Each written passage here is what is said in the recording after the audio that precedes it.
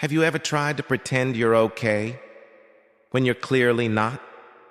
You smile in a meeting, nod through a conversation, even crack a joke at dinner, but inside you're carrying something heavy: anger, fear, guilt, sadness, and yet the world keeps moving.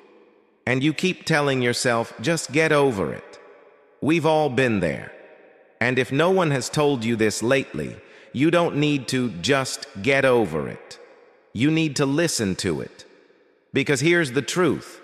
No one really teaches us growing up.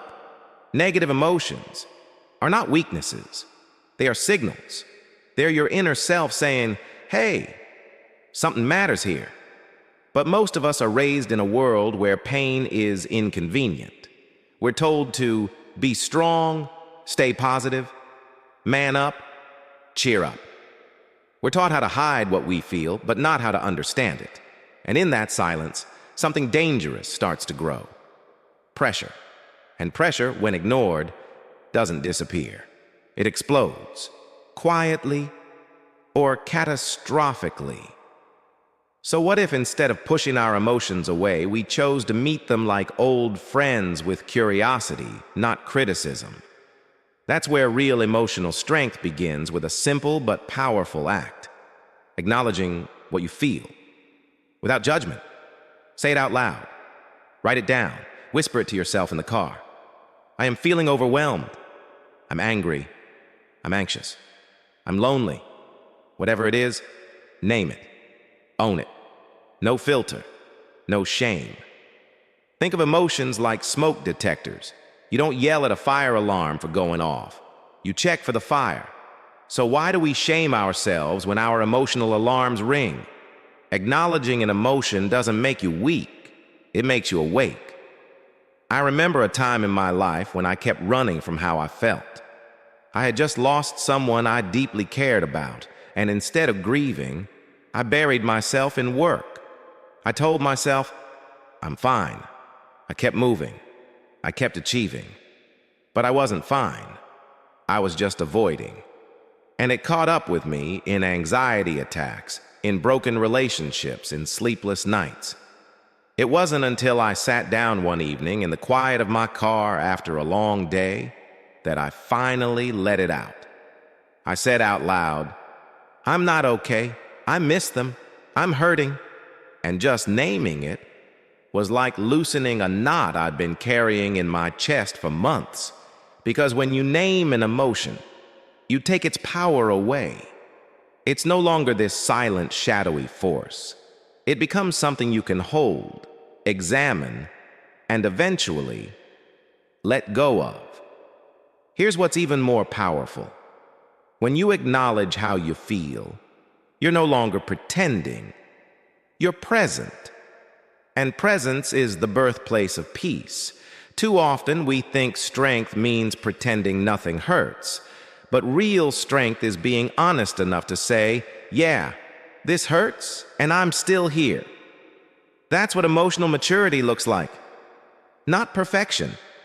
Not endless positivity. But permission. Permission to be human. If you've ever looked in the mirror and felt ashamed of what you feel, I want to invite you to try something new. Instead of saying, I shouldn't feel this way, try saying, this is how I feel, and that's okay. Because it is okay. It's more than okay, it's necessary. You're not meant to be a robot. You're not meant to be numb. You're meant to feel. You're meant to get angry when boundaries are crossed. To feel fear when things are uncertain. To feel sad when something important is lost.